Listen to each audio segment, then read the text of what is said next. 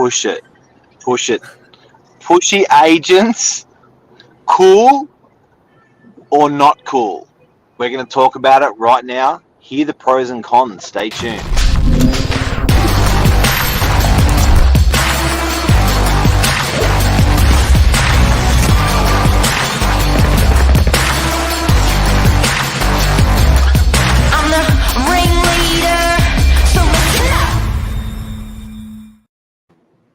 Good morning, the pusher. It's like if you were a WWE character, you'd be the pusher or the calm player. Frozen a little bit.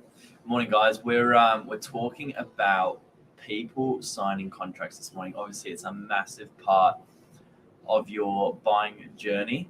And there's nothing worse than feeling like you're being rushed in that process. Obviously, it's stressful enough, but we're going to get a couple of agents' takes on whether it's cool or not cool to apply, a bit of, not pressure, but apply a bit of experience and let the buyer know whether they are moving in the right speed, moving in the right direction. And of course, we're always acting in their best interest. It looks like Mark's just dropped out for a sec, but I'm sure he's going to be back in momentarily. And this conversation got struck up from a real example from us yesterday. You back in, Mark? You back in? Yeah. Sorry. That's all right. So, cool or not cool? The pusher just got pushed off. The pusher got pushed off. There you go. So what were you saying, Billy Bob? This conversation is always coming up with us in the office, and there's nothing worse as a buyer feeling like you've got added pressure in the big moment, because you have done a lot of work to get to this point.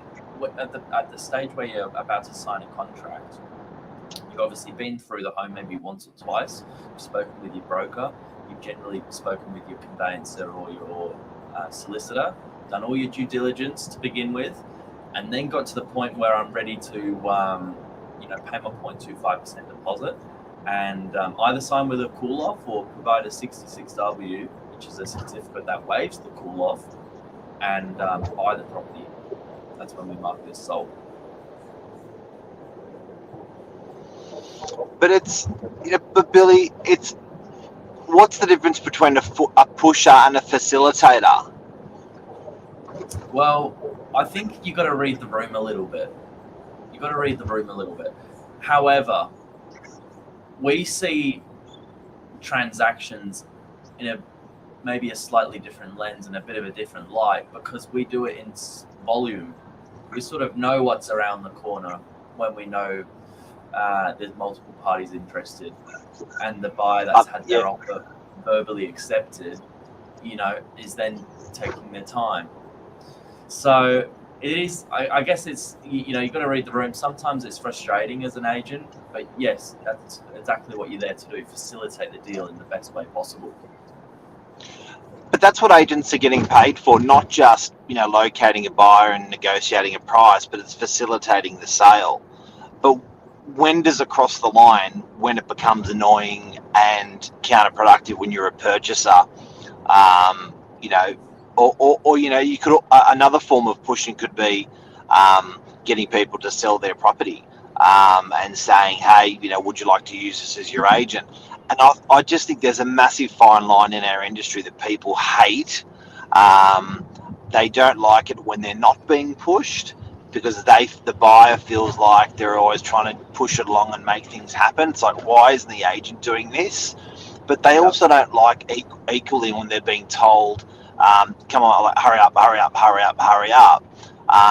So there's a really fine line in our industry, and with doing that, I love the word facilitator, because I feel like what I need, you will do for me, Mr. Real Estate Agent. So you'll actually make it happen. And I often feel pusher is that, and also what I don't need. You're not listening. I can't sign the contract now because Do you know what I mean? So it's really interesting in our business what great agents in the business are doing and what the not so great agents. And I think you need two-way communication. So as a person that the agent's working with, I think the agent needs to be asking clever questions and understanding the play or understanding the situation in order to facilitate, getting that happen. If the agent is deaf and just pushing, that's really frustrating. Yeah, and look, it's not a nice experience for the agent either. Don't get me wrong. There's nothing worse feeling like a pest on the phone chasing up something.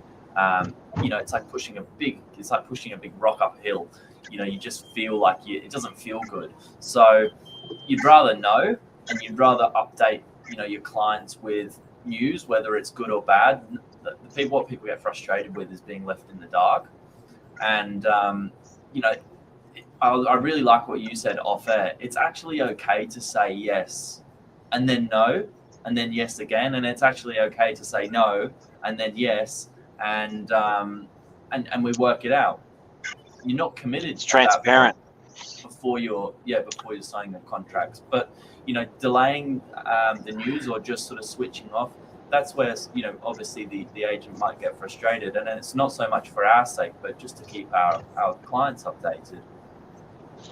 And I don't think you can actually change other people. So I think as agents, we can change ourselves reading the play. So, just to put it out there and say, oh, buyers, you should be honest with real estate agents. Well, that's probably never going to really happen. But I think a good agent is excellent in their manner, in their tone, in the questions that they ask.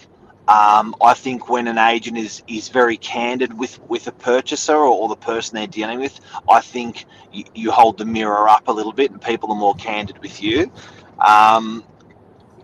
So I think certainly in our business, and certainly when you're looking for a real estate agent out there, be it a property manager, be it a sales agent, I think that agent who's a bit slow or not pushy maybe ain't the best agent for you either. But there's a fine line when you get that commission breath agent pushing you as well. It's a real fine line. Yeah, I totally agree. And I think if you're ever in a selling position and you want to interview your agent, the best way to actually go and see how they operate is attend an open home and ask questions and see what the response is, because that's how they almost interact with your buyers. People often ask, well, how do you choose a real estate agent? There's so many people, so many different options. That's a really good way. And that goes down to people's gut, doesn't it? I think sometimes you can't even quantify why they're great, but the dialogue feels good, the eye contact feels good, the meeting felt good. Do you know what I mean? It all just sort of flowed. But I'm really passionate about being super honest with people and being and having the hard conversations up front, and even showing a little bit of vulnerability. I think that opens people up to do the same thing with you, to be yourself. I've just copied Lisa, what Lisa said. There you go.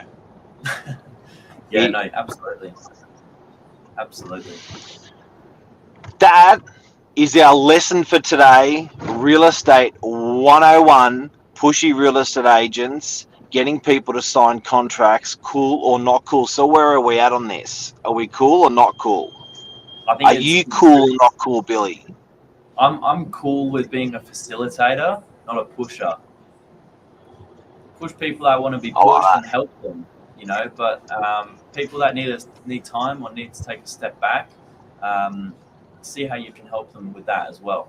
So, that all starts with just a nice, honest conversation. That's the best way to do it. But, signing a contract is a good thing. Do you know what I say? I liken it, and in conclusion, before we go, guys and girls, if you want to summarise how to be a great pusher, I think look at a game of tennis and the ball is served to you.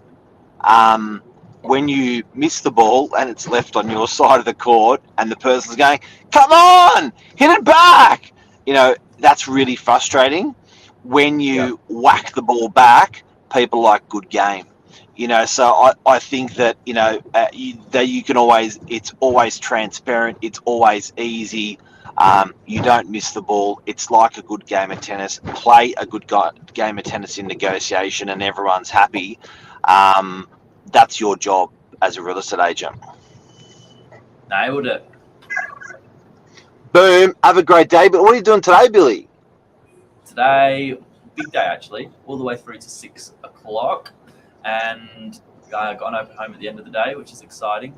Looking for a 2-bedroom. Come check it out. 15 at 19 Delmar Parade. Awesome 2-bedroom apartment. And catching up for a bit today.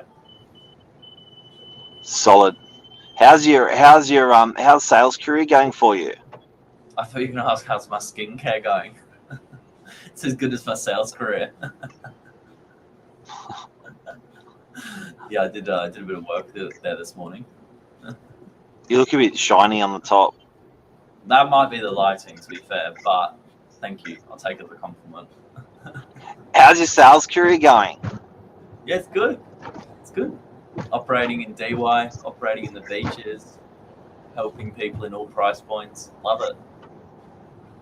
Solid.